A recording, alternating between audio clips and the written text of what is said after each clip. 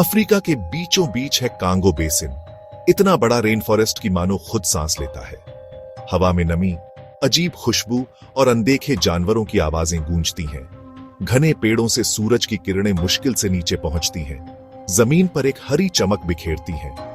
चांदी जैसी कांगो नदी इस हरे भरे जंगल में सांप की तरह बल खाती है। इसकी गहराई में अद्भुत और खतरनाक जीव रहते हैं। सदियों से कांगो ने एक्सप्लोरर्स, एडवेंचरर्स और सपने देखने वालों को अपनी ओर खींचा है। ये एक ऐसी जगह है जहां सच्चाई और कहानी का फर्क मिट जाता है, जहां पत्तों की हर सरसराहट खतरे का इशारा हो सकती है और हर साया रोमांच का वादा करता है। प्रोफेसर अन्या के जूतों के नीचे जमीन नरम थी, सूखे पत्तों और गीली मिट्टी से ढकी।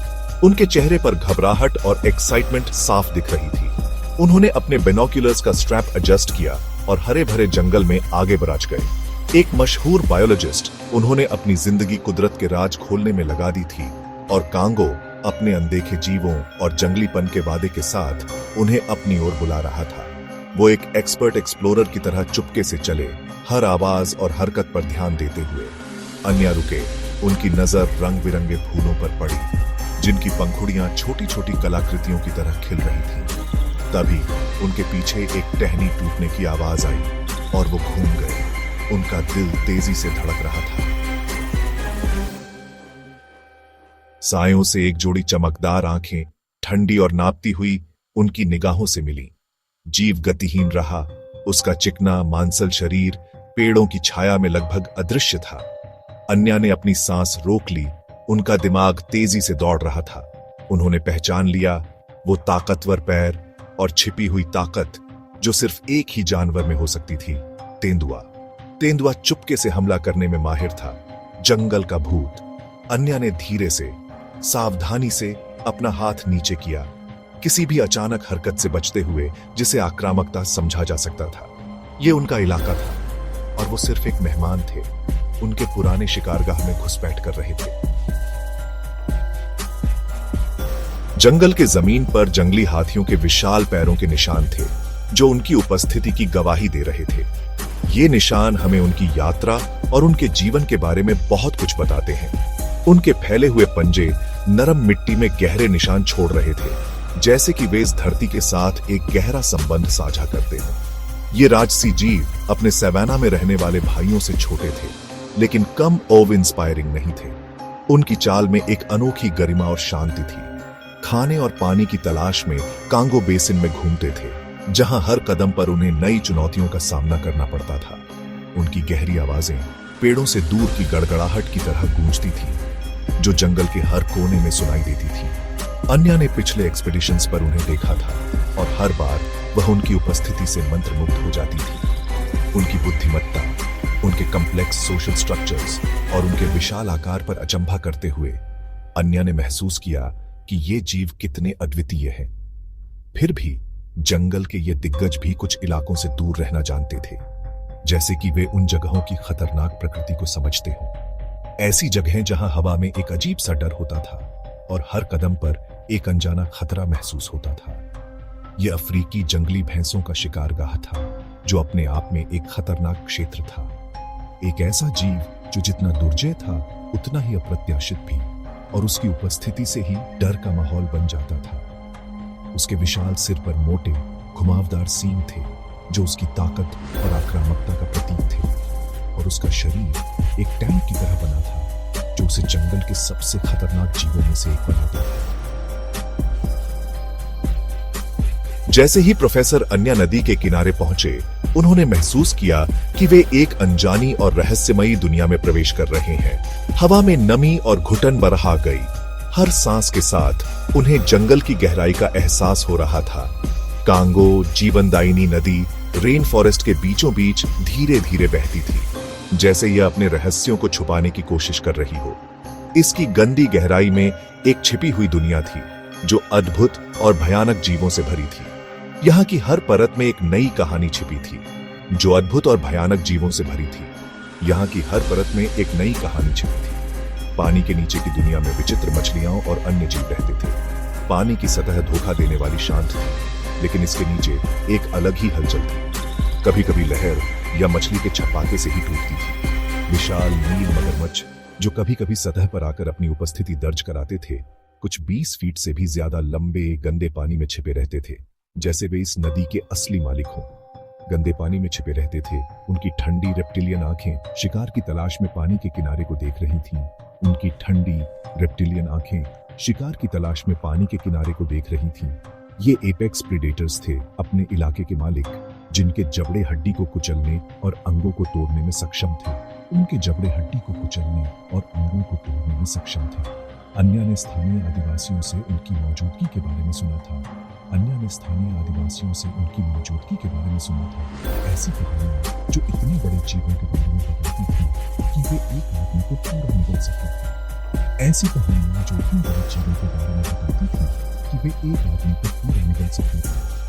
इन कहानियों ने अन्या के मन में एक अजीब सा डर और रोमांच पैदा कर दिया था। वे एक आदमी को पूरा निगल सकती थी।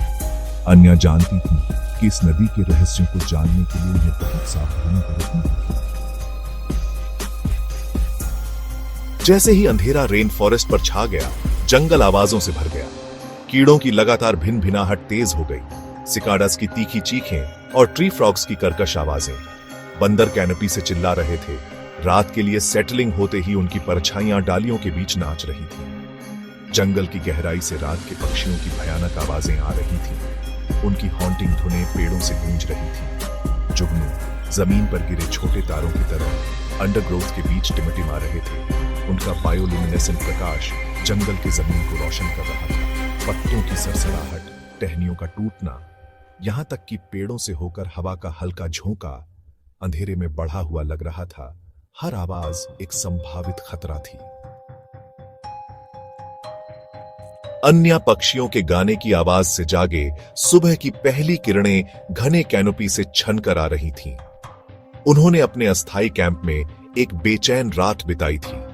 उनकी नींद रात के जीवों की भयानक आवाजों और अंडरग्रोथ से गुजरने वाले अनदेखे जानवरों की सरसराहट से टूट रही थी।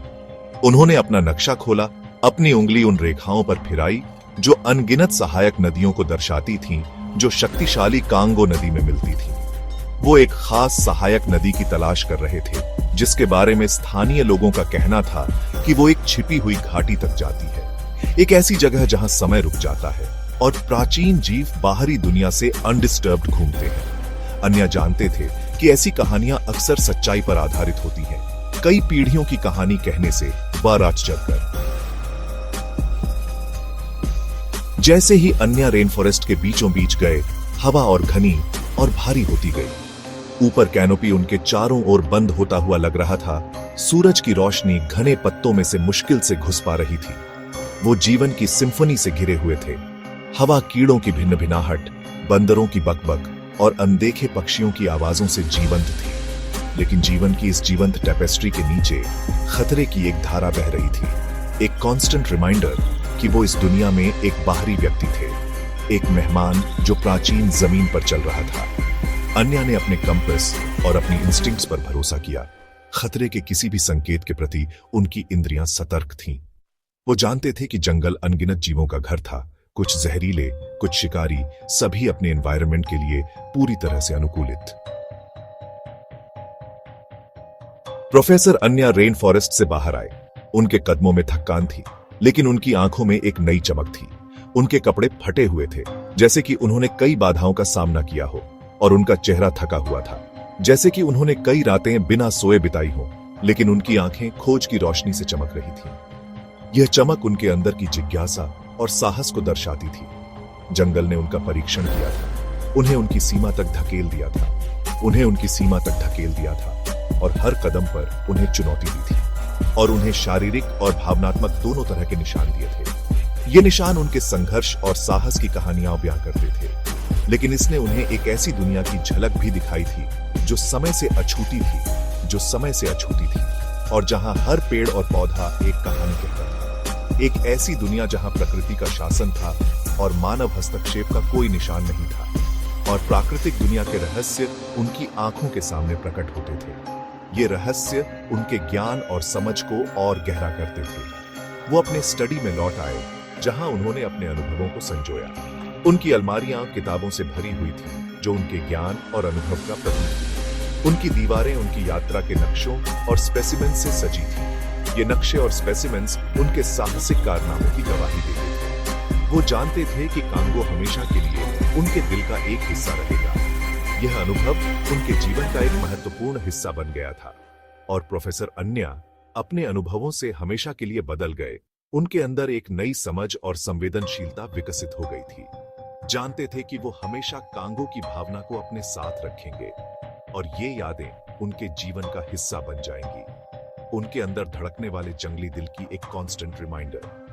यह दिल उन्हें हमेशा उनकी जड़ों और उनके साहसिक कारनामों की याद दिलाता रहेगा।